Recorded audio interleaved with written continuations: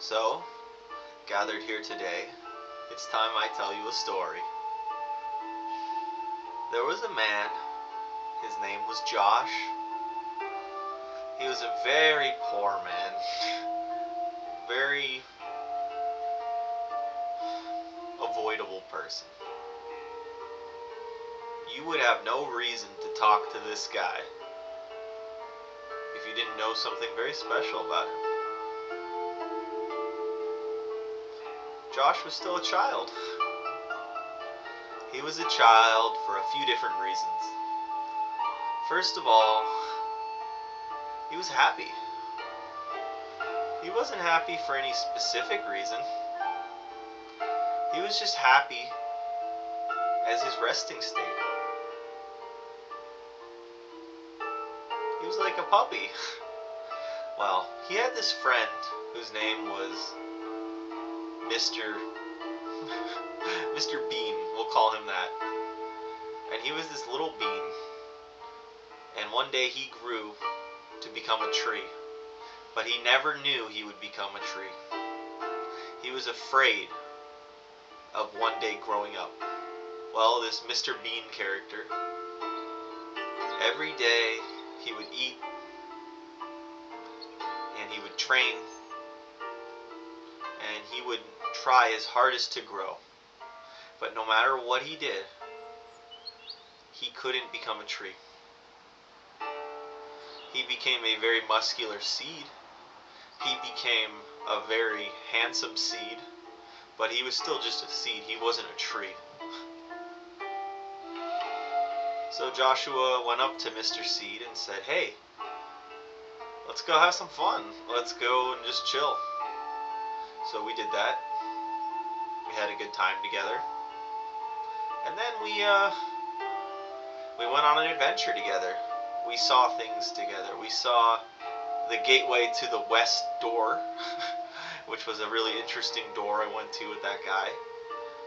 And after he looked into the west door, he saw himself as a tree. And he asked himself, why am I not a tree yet? And he said, sometimes trees need to train themselves to become trees. And Mr. Seed looked at this and he said, I've been training so hard. Why am I not yet a tree? I've been practicing day and night. I've been training. I've been doing martial arts. I've been eating food. Why am I still just a seed? The tree says, you haven't been training as a tree. You've been training as a seed. Mr. Seed said, wow, how do I train as a tree? And the wise old tree said, to become a tree,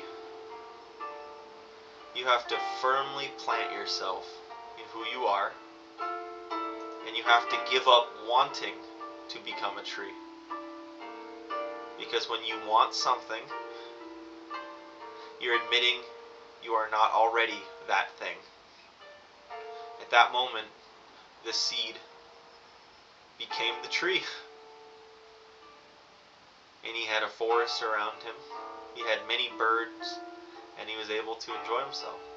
So Joshua came back down, and he said to the tree, hey,